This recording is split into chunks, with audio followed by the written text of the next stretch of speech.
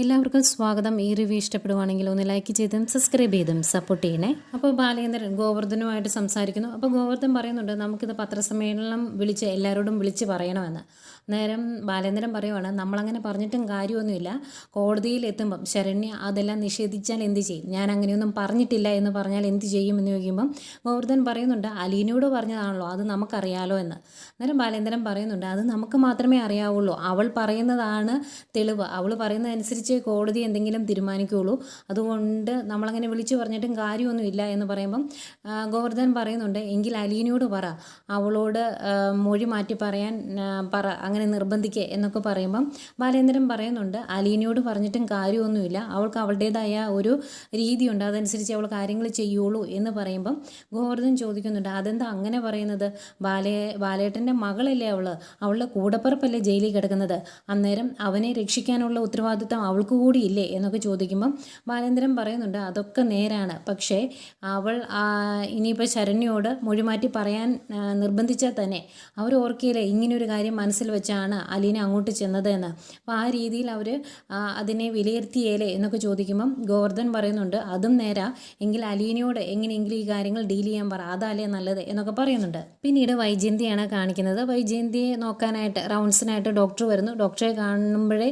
വൈജയന്തി പറയുന്നുണ്ട് ഡോക്ടർ ഇങ്ങനെ കിടന്ന് മടുത്തു, എനിക്ക് എങ്ങനെയാണ് പോകാറായോ, എൻ്റെ ഈ പ്ലാസ്റ്റർ ഒന്ന് വെട്ടാറായോ എന്നൊക്കെ ചോദിക്കുമ്പോൾ അതറിയില്ലല്ലോ, നമുക്കൊന്ന് സ്കാൻ ചെയ്ത് നോക്കണം, വെട്ടാറായോ എന്നറിയണമെങ്കിൽ എങ്കിലേ കാര്യങ്ങൾ തീരുമാനിക്കാൻ പറ്റുള്ളൂ, ഇനിയിപ്പം ഇവിടെ കിടന്ന് മടുത്തു എന്നാണെങ്കിൽ ഒരു ഹോം നേഴ്സ് നോക്കാനുണ്ടെങ്കിൽ വീട്ടിലേക്ക് പൊയ്ക്കോ, അതും വലിയ പ്രശ്നമില്ല എന്നൊക്കെ പറയുന്നു. അന്നേരം വൈജയന്തി പറയുന്നുണ്ട് എന്താണെങ്കിലും എൻ്റെ കാലിൽ നിന്ന് ഈ പ്ലാസ്റ്റർ ഒന്ന് വെട്ടി രണ്ട് കാലയിലൊന്ന് നിൽക്കാൻ പറ്റുമായിരുന്നെങ്കിൽ, ഒന്ന് കാൽ ഫ്രീ ആകുമായിരുന്നെങ്കിൽ നല്ലതായിരുന്നു എന്ന് പറയും.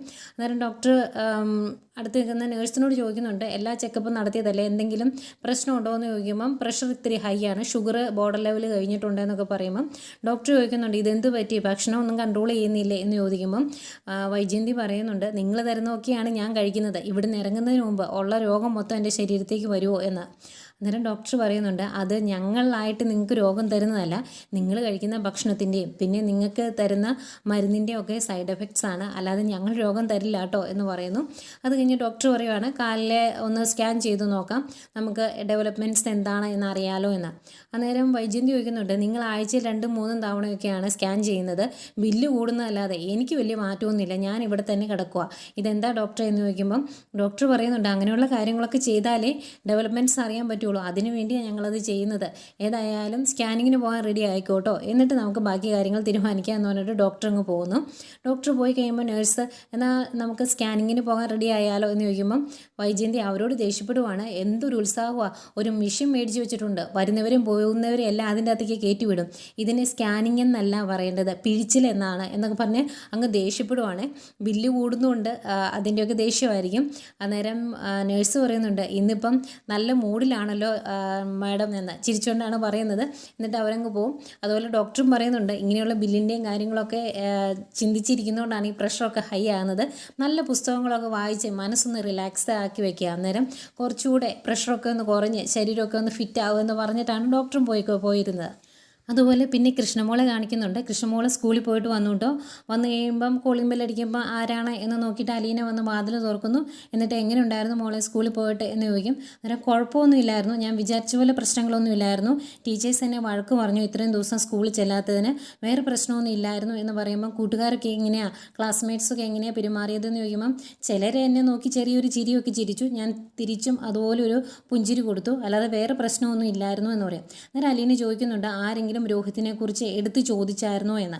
അന്നേരം കൃഷ്ണമോള് പറയുന്നുണ്ട് ഉവ്വ എൻ്റെ ഫ്രണ്ട്സ് എന്നോട് ചോദിച്ചു, ഞാൻ അന്നേരം അവരോട് പറഞ്ഞു കുറച്ച് ദിവസം കൂടി കഴിയുമ്പോൾ നിങ്ങൾക്ക് സത്യാവസ്ഥയെല്ലാം അറിയാൻ പറ്റും, അതുവരെ എന്നോടൊന്നും ചോദിക്കരുത് എന്ന് പറഞ്ഞു എന്ന് പറയുമ്പം അലീന പറയും അതാ നല്ലത്, ഏതായാലും നല്ല രീതിയിൽ നീ കാര്യങ്ങൾ ഡീൽ ചെയ്തല്ലോ എന്ന് പറയുമ്പം കൃഷ്ണമോള് പറയുന്നുണ്ട് ചില സീനിയേഴ്സ് എന്നെ കണ്ടപ്പോൾ കമൻറ്റ് പറഞ്ഞു, പക്ഷെ ഞാനത് മൈൻഡ് ചെയ്തില്ല എന്ന്. അന്നേരം അലീന പറയുന്നുണ്ട് അത് മൈൻഡ് ചെയ്യേണ്ട കാര്യമില്ല, നമ്മളുടെ ന്യായീകരണം കേട്ട് കഴിയുമ്പോൾ നമ്മളോട് നമ്മളോടൊപ്പം സഹതപിക്കാനൊന്നും അല്ല അവർ നിൽക്കുന്നത്. ഒരു എല്ലും കഷ്ണം കിട്ടിക്കഴിഞ്ഞാൽ അത് പരസ്പരം കടിച്ച് പറിക്കാനും ബുദ്ധിമുട്ടിക്കാനും ഒക്കെ അവർ ശ്രമിക്കുകയുള്ളൂ. അതുകൊണ്ട് മോൾ അതൊന്നും കാര്യമാക്കണ്ട, കയറി വാ, ഞാൻ ചായയും ഉണ്ണിയപ്പം ഒക്കെ ഉണ്ടാക്കി വെച്ചിട്ടുണ്ടെന്ന് പറയുമ്പോൾ ആഹാ ചേച്ചി നല്ല ഉഷാറാണല്ലോ എന്ന് പറഞ്ഞ് കൃഷ്ണമോൾ അകത്തേക്ക് കയറി വരുന്നു. പിന്നെ കാണിക്കുന്നത് വക്കീൽ വരുന്നതാണ്. വക്കീലിനെ ഗോവർദ്ധൻ വീട്ടിലോട്ട് കൊണ്ടുവരുവാണ്. അന്നേരം അലീന റൂമിൽ വന്ന് ബാലേന്ദ്രനോട് ചോദിക്കുന്നുണ്ട്, വക്കീൽ വന്നിട്ടുണ്ട്, എങ്ങനെയാണ് താഴോട്ട് അച്ഛൻ വരുവാണോ അതോ അവരോട് ഇങ്ങോട്ട് കയറി വരാൻ പറയണോ എന്ന് ചോദിക്കും. അന്നേരം ഇങ്ങോട്ട് വരാൻ പറ മോളെ എന്ന് പറയുവാണ്. അന്നേരം അലീന അങ്ങ് ഇറങ്ങി പോകുമ്പോഴത്തേക്കും ബാലേന്ദ്രൻ ഡ്രസ്സൊക്കെ ഒന്ന് മാറി, വീട്ടിലിരുന്ന ഡ്രസ്സായിരുന്നല്ലോ ഇട്ടിരുന്നത്, അതൊക്കെ മാറി ഫ്രഷ് ആകുന്നു. അപ്പോഴത്തേക്കും വക്കീലും ഗോവർദ്ധനൂടെ കയറി വരുവാണ്. അവിടെ ഇരുന്ന് സംസാരിക്കാം എന്ന് പറഞ്ഞാൽ അവിടെ ഇരുന്ന് 3 പേരോട് സംസാരിക്കുക. അന്നേരം വക്കീൽ പറയുന്നുണ്ട്, ജാമ്യാപേക്ഷയ്ക്ക് നമ്മൾ മൂവ് ചെയ്യുന്നുണ്ട്, ഇപ്പോൾ ഉണ്ടായ ഈ പുതിയ ഡെവലപ്മെൻറ്റ് കൂടി ആവുമ്പം ജാമ്യം കിട്ടും എന്ന് മാത്രമല്ല ചിലപ്പം നമുക്ക് ഈ കേസിൽ നിന്ന് വരെ ഊരിപ്പോരാൻ സാധിച്ചേക്കും എന്ന് പറയുവാണ്. അന്നേരവും ബാലേന്ദ്രൻ പറയുന്നുണ്ട്, ഇതിനകത്ത് വേറൊരു പ്രതിസന്ധി ഉണ്ട്, അത് ഗോവർദ്ധൻ പറഞ്ഞില്ലേ എന്ന് ചോദിക്കുമ്പോൾ പറഞ്ഞു, അലീനയല്ലേ എന്ന് ചോദിക്കും. അന്നേരം ബാലേന്ദ്രൻ പറയുന്നുണ്ട്, അലീനയല്ല, അലീനയോട് ഈ കാര്യങ്ങളെല്ലാം പറഞ്ഞത് ശരണ്യാണ്. ശരണ്യ ഈ കാര്യം കോടതി വന്ന് പറഞ്ഞാൽ മാത്രമല്ലേ നമുക്ക് രോഹിത്തിനെ രക്ഷിക്കാൻ പറ്റുള്ളൂ എന്ന് ചോദിക്കുക. അന്നേരം വക്കീൽ പറയുന്നുണ്ട്, അതിനെന്താ അലീനയോട് പറയണം, ശരണ്യോട് ഈ കാര്യങ്ങളെല്ലാം കോടതിയെ തുറന്നു പറയാൻ അലീനയോട് നിർബന്ധിക്കാൻ പറയണം, അപ്പോൾ ആ കുട്ടി അങ്ങനെ ചെയ്യില്ലേ എന്ന് ചോദിക്കും. അന്നേരം ബാലേന്ദ്രൻ പറയുന്നുണ്ട്, അത് ഞാൻ പറഞ്ഞിട്ടുണ്ടെങ്കിൽ അവൾ ചെയ്യില്ല, അവൾക്ക് അവളുടേതായ ഒരു രീതിയുണ്ട്. അവൾ പറയുന്നത് അങ്ങനെ ഞാൻ നിർബന്ധിച്ചിട്ടുണ്ടെങ്കിൽ ഞാൻ ഇതിനു മുമ്പ് അവളോട് കാണിച്ച സ്നേഹം ഇതിനു വേണ്ടിയാണ് എന്ന് അവൾ തെറ്റിദ്ധരിക്കില്ലേ എന്നാണ് അവൾ എന്നോട് ചോദിച്ചത് എന്ന് ബാലേന്ദ്രൻ പറയുന്നുണ്ട്. അപ്പോഴത്തേക്ക് എല്ലാവർക്കും ഉള്ള ചായയായിട്ട് അങ്ങോട്ട് അലീന വരുന്നുണ്ട്. ചായ കൊടുത്തു കഴിയുമ്പോൾ വക്കീൽ അലീനയോട് ചോദിക്കുന്നുണ്ട്, എങ്ങനെയാണ് ആ കുട്ടിയോട് മൊഴി മാറ്റി പറയാൻ അലീനയ്ക്ക് പറയാൻ സാധിക്കില്ലേ എന്ന്. അന്നേരം അലീന പറയുന്നുണ്ട്, അതൊരിക്കലും സാധിക്കത്തില്ല, ഞാൻ അങ്ങോട്ട് ചെന്നപ്പം തന്നെ എല്ലാവർക്കും ഭയങ്കര സംശയമായിരുന്നു, ഞാൻ വേറെ എന്തോ ഉദ്ദേശം വെച്ചാണ് ചെല്ലുന്നതെന്ന്. ആ സ്ഥിതിക്ക് ഞാൻ ഇങ്ങനെ ഒരു കാര്യം അവളോട് ആവശ്യപ്പെട്ടിട്ടുണ്ടെങ്കിൽ ഞാൻ അതിനു വേണ്ടി തന്നെയാണ് എന്ന് അവളും മനസ്സുകൊണ്ട് ഉറപ്പിക്കും, അപ്പോൾ പിന്നെ അതുകൊണ്ട് വലിയ കാര്യമൊന്നുമില്ല എന്നിങ്ങനെ പറയുവാണ്. അന്നേരം വക്കീൽ പറയുന്നുണ്ട്, എങ്കിലും ആ കുട്ടിയോട് ഇങ്ങനെ ഒരു കാര്യം ചെയ്യുന്നത് മോശമാണ്, അല്ലെങ്കിൽ അത് തെറ്റാണ് എന്നെങ്കിലും പറയാൻ മേലെന്ന് വയ്ക്കുമ്പം അലീന പറയുന്നുണ്ട്, ഞാൻ അവളോട് സംസാരിക്കാം, പക്ഷെ അവൾ തീരുമാനിക്കണം തെറ്റേതാണ് ശരിയായതാണ് എന്നൊക്കെ. അവളുടെ മനസ്സാക്ഷിക്ക് പറ്റുന്ന രീതിയിൽ, ശരിയെന്ന് തോന്നുന്ന രീതിയിൽ അവൾ ചെയ്യട്ടെ, അത് എന്നെക്കൊണ്ട് പറ്റുള്ളൂ എന്നൊക്കെ പറയുന്നുണ്ട്. അതുപോലെ ഞാൻ അവിടെ ചെല്ലുമ്പം തൊട്ട് എല്ലാവർക്കും സംശയമാണ്, ഞാൻ അവളോട് സംസാരിച്ച് കഴിഞ്ഞ് പോരുമ്പോൾ ഞാൻ എന്തൊക്കെയാണ് സംസാരിച്ചത് എന്ന് വരെ വീട്ടുകാർ ചോദിക്കാറുണ്ട് എന്ന് പറയൂ കേട്ടോ. അതിനിടയ്ക്ക് വക്കീൽ പറയുന്നുണ്ടായിരുന്നു, ശരണ്യോട് സംസാരിക്കുന്ന കാര്യങ്ങൾ ഇങ്ങനെ മൊഴി മാറ്റി പറയുന്ന കാര്യങ്ങൾ വീട്ടുകാരോട് ഡിസ്കസ് ചെയ്യേണ്ട എന്ന് പറഞ്ഞാൽ പോരെ എന്ന് ചോദിക്കുമ്പോഴാണ് അലീന ഇങ്ങനെ പറയുന്നത്. അപ്പോൾ എല്ലാ കാര്യങ്ങളും വീട്ടുകാർ നോക്കുന്നുണ്ട്. അപ്പം ഞാൻ എന്തെങ്കിലും പറഞ്ഞിട്ടുണ്ടെങ്കിൽ ആ രീതിയിൽ അവരത് വ്യാഖ്യാനിക്കും, പിന്നീട് എനിക്ക് അങ്ങോട്ട് ചെല്ലാൻ പോലും പറ്റിയില്ലാത്ത അവസ്ഥ വരുമെന്നൊക്കെ പറയും. അതുകൊണ്ട് ഇതെല്ലാം പറഞ്ഞു കഴിയുമ്പം ബാലേന്ദ്രൻ പറയും, നീ ഇനി പൊയ്ക്കോ, ഞങ്ങൾ കുറച്ച് കാര്യങ്ങൾ ഡിസ്കസ് ചെയ്യട്ടെ എന്ന് പറയും. അലീന ചായ കൊടുത്തിട്ട് അങ്ങോട്ട് പോകുന്നു. അത് കഴിഞ്ഞ് വക്കീലിനോട് സംസാരിക്കുമ്പം വക്കീൽ പറയുന്നുണ്ട്, അലീന പറഞ്ഞതിലും കാര്യമുണ്ട്, ഇപ്പം നമ്മൾ നിർബന്ധിച്ചിട്ടുണ്ടെങ്കിൽ നമുക്കിങ്ങനെ ഒരു ലക്ഷ്യം ഉണ്ടായിരുന്നു എന്ന് അവർക്ക് തോന്നും, അതുകൊണ്ട് അതും പറ്റത്തില്ലല്ലോ എന്ന് പറയുവാണ്. പിന്നീട് വക്കീൽ പറയുന്നുണ്ട്, രക്ഷപ്പെടാൻ 2 മാർഗ്ഗങ്ങളേ ഉള്ളൂ, ഒന്നെങ്കിൽ ശരണ്യയുടെ വീട്ടുകാരെ പോയി കാണുക, എന്നിട്ട് അവരെ കാര്യങ്ങൾ പറഞ്ഞ് മനസ്സിലാക്കി അവരെ ആ രീതിയിൽ ശരണ്യ മൊഴിമാറ്റി പറഞ്ഞോട്ടെ എന്നുള്ള രീതിയിലേക്ക് എത്തിക്കുക. അതല്ല എങ്കിൽ പോലീസിലെ ഉന്നത ഉദ്യോഗസ്ഥരെ പോയി കാണുക, അവർ മുഖാന്തരം സത്യം പുറത്തേക്ക് കൊണ്ടുവരാൻ നമ്മൾ ശ്രമിക്കുക. ഈ 2 മാർഗ്ഗങ്ങളേ ഉള്ളൂ എന്ന് പറയുന്നുണ്ട്. ബാലേന്ദ്രൻ എന്ത് വേണം എന്ന് ആലോചിക്കാം എന്നുള്ള രീതിയിൽ ഇരിക്കുന്നു. പിന്നീട് മനുവിനെയാണ് കാണിക്കുന്നത്. മനു അലീനെ വിളിക്കൂട്ടോ, എന്നിട്ട് ഇവിടുത്തെ കാര്യങ്ങൾ എന്തായി എന്നൊക്കെ ഇങ്ങനെ ചോദിക്കുന്നു. അതുപോലെ ശരണ്യയുടെ അടുത്ത് നീ ഇനി പോകുന്നുണ്ടോ എന്നൊക്കെ ചോദിക്കുമ്പോൾ നാളെ അവളുടെ അടുത്തൊന്ന് പോകാമെന്ന് ഓർത്തായിരിക്കുന്നത് എന്ന് പറയുമ്പം മനുവും പറയുന്നുണ്ട്, ശരണ്യോട് രോഹിത്തിനെ രക്ഷിക്കുന്ന കാര്യം നീ സംസാരിക്കണമെന്ന്. അന്നേരം അലീന ഈ കാര്യമൊക്കെ തന്നെയാണ് പറയുന്നത്, ഞാനങ്ങനെ സംസാരിച്ചാൽ അവൾ എന്നെ തെറ്റിദ്ധരിക്കില്ലേ എന്നൊക്കെ ചോദിക്കുന്നു. അന്നേരം മനു പറയും, എന്തെങ്കിലും ആവട്ടെ, നാളെ പോകുന്നുണ്ടെങ്കിൽ ഞാനും കൂടെ വരാമെന്ന്. അന്നേരം അലീന പറയുന്നുണ്ട്, അത് ശരിയാക്കിയല്ല, മനുവേട്ടൻ എൻ്റെ കൂടെ വന്നിട്ടുണ്ടെങ്കിൽ ആരെങ്കിലും തിരിച്ചറിഞ്ഞാൽ എന്ത് ചെയ്യുമെന്ന് ചോദിക്കും. അന്നേരം മനു പറയുന്നുണ്ട്, അതെങ്ങനെയാണ് എന്നെ തിരിച്ചറിയുന്നത്, എന്നെ അവിടെയുള്ള ആർക്കും അറിയില്ലല്ലോ എന്ന്. അന്നേരം അലീന പറയുന്നുണ്ട്, ആരെങ്കിലും തിരിച്ചറിഞ്ഞിട്ടുണ്ടെങ്കിൽ പിന്നെ നമുക്കവിടെ നിൽക്കാൻ സാധിക്കത്തില്ല, നല്ല അടി കിട്ടും, ഞാൻ അവിടെ ചെന്നിട്ട് തന്നെ എന്താ സംഭവിച്ചത് എന്ന് മനുവേട്ടൻ അറിയാലോ.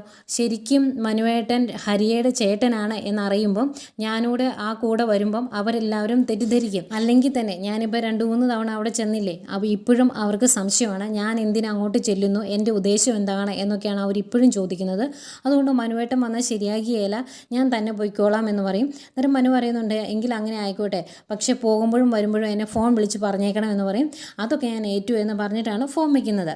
പിന്നീട് ബാലേന്ദ്രനെയാണ് കാണിക്കുന്നത്. ബാലേന്ദ്രൻ ആകെ ടെൻഷനാട്ടോ. അതുകൊണ്ട് വീണ്ടും അലീനയെ വിളിപ്പിക്കും. എന്നിട്ട് പറയുന്നുണ്ട് നീ എങ്ങനെയെങ്കിലും ശരണ്യയോട് പറഞ്ഞ് രോഹിത്തിനെ രക്ഷിക്കാനുള്ള മാർഗ്ഗം നോക്കണം, അവളോട് മൊഴിമാറ്റി പറയണം എന്നൊക്കെ പറയുമ്പം അലീന പറയുന്നുണ്ട് ഇല്ല അച്ഛൻ, ഞാൻ അങ്ങനെ ചെയ്യുമൊന്നുമില്ല. ഞാൻ അവളോട് പോയി സംസാരിച്ചിട്ടുണ്ട്, ആ രീതിയിൽ സംസാരിച്ചിട്ടുണ്ടെങ്കിൽ അവൾ എന്നെ തെറ്റിദ്ധരിക്കും. എൻ്റെ മനസ്സാക്ഷിക്ക് ശരിയെന്ന് തോന്നുന്ന കാര്യങ്ങൾ മാത്രമേ ഞാൻ ചെയ്യുള്ളൂ എന്നൊക്കെ പറയുമ്പം ബാലേന്ദ്രൻ ചോദിക്കുന്നുണ്ട് നിൻ്റെ കൂടപ്പിറപ്പല്ലേ, അവനെ രക്ഷിക്കണമെന്ന് നിനക്ക് തോന്നുന്നില്ലേ? നീ ഒരു നിരപരാധിയാണ് ശിക്ഷിക്കാൻ പോകുന്നത്, അത് അനീതിയാണെന്ന് നിനക്ക് തോന്നുന്നില്ലേ എന്നൊക്കെ ചോദിക്കുമ്പം അലീന പറയുന്നുണ്ട് അതൊക്കെ നേരാണ്, എനിക്ക് മനസ്സിലാവുന്നുണ്ട്. പക്ഷേ ഞാൻ അവളോട് ആ രീതിയിൽ എങ്ങനെയാണ് സംസാരിക്കുന്നത്? അവൾക്ക് തന്നെത്താനെ കുറ്റബോധം തോന്നണം, ഞാൻ ചെയ്യുന്നത് തെറ്റാണ് എന്ന് അവൾക്ക് തോന്നണം. അതിനുവേണ്ടി അവളെ ധൈര്യപ്പെടുത്താൻ വേണ്ടിയാണ് ഞാൻ അങ്ങോട്ട് പോകുന്നത്. സത്യം വിളിച്ചു പറയണമെങ്കിലും കുറച്ചുകൂടി ധൈര്യം വേണ്ടേ? ആ ധൈര്യമാണ് ഞാൻ അവൾക്ക് കൊടുക്കാൻ പോകുന്നത് എന്നൊക്കെ പറയുവാണേ. ചില സമയത്ത് നമുക്കത് കേട്ടുകൊണ്ടിരിക്കുമ്പോൾ ഭയങ്കരമായിട്ട് ദേഷ്യം തോന്നും. ചിലപ്പം ശരിയായിരിക്കാം.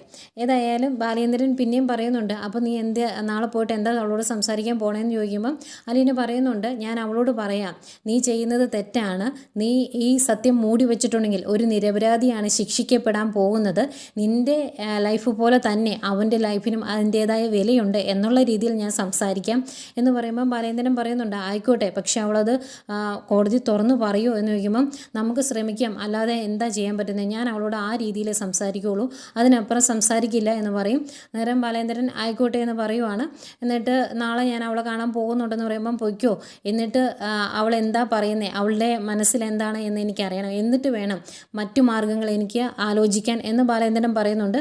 ഞാൻ പോയി അവളെ കണ്ടിട്ട് വരാം നാളെ എന്ന് പറഞ്ഞിട്ട് അലീനയും റൂമിൽ നിന്ന് പോകുന്നു. അത് കഴിഞ്ഞും ആകെ ടെൻഷനോടെ ഇതിനെപ്പറ്റി ആലോചിച്ചുകൊണ്ട് നിൽക്കുന്ന ബാലേന്ദ്രനെ ആട്ടോ കാണിക്കുന്നത്.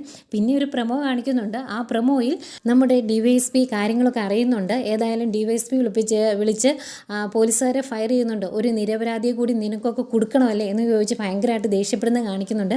അത് കഴിഞ്ഞ് ജാമ്യത്തിൽ ഇറങ്ങി വരുന്ന രോഹിത്തിനെ കാണിക്കുന്നുണ്ട്. അവൻ ഇപ്പോഴും ആ മോശയുടെ സ്വഭാവം തന്നെയാണ്. ചിലപ്പം അവിടെ നിന്ന് പോലീസുകാരെ എന്ന നല്ല രീതിയിൽ ചവിട്ടും ഇടിയും ഒക്കെ കിട്ടിയതാണല്ലോ, അവന് നടക്കാൻ പോലും മേലാതെ വീട്ടിലോട്ട് കയറി വരുന്നത്. അത് കഴിഞ്ഞ് റൂമിൽ ചെന്ന് ഇരിക്കുന്ന അവൻ്റെ റൂമിൽ പോയി തട്ടി വിളിക്കുന്നൊക്കെ ഉണ്ട് ബബുദിയൊക്കെ, അവളോടൊക്കെ ഭയങ്കരമായിട്ട് ദേഷ്യപ്പെടുന്നതൊക്കെ കാണിക്കുന്നുണ്ട്. അതുപോലെ അലീനയോടും അതുപോലൊക്കെ തന്നെയാണ്. വാഷ് ബേസിനിൽ ചുമച്ച് ചോര ഛർദ്ദിക്കുന്നവരൊക്കെ കാണിക്കുന്നുണ്ട് കേട്ടോ. മിക്കവാറും അമ്മാതിരി ഇടിയായിരിക്കും പോലീസുകാർ ഇടിച്ചത്. ജീവിതം നശിച്ചു പോയല്ലോ എന്നുള്ളതിൻ്റെ ഫ്രസ്ട്രേഷൻ ആയിരിക്കും അവൻ കാണിക്കുന്നത്. ഇനി ഇവനെ നല്ലൊരു ജീവിതത്തിലേക്ക് പിടിച്ചു കയറ്റാൻ അലീന തന്നെ വേണം. ഏതായാലും നല്ലൊരു ജനറൽ പ്രൊമോയും എത്തിയിട്ടുണ്ട്. ഇനിയുള്ള എപ്പിസോഡുകൾ നല്ല അടിപൊളിയായിരിക്കും. നമുക്കതിന് വേണ്ടി കാത്തിരിക്കാം.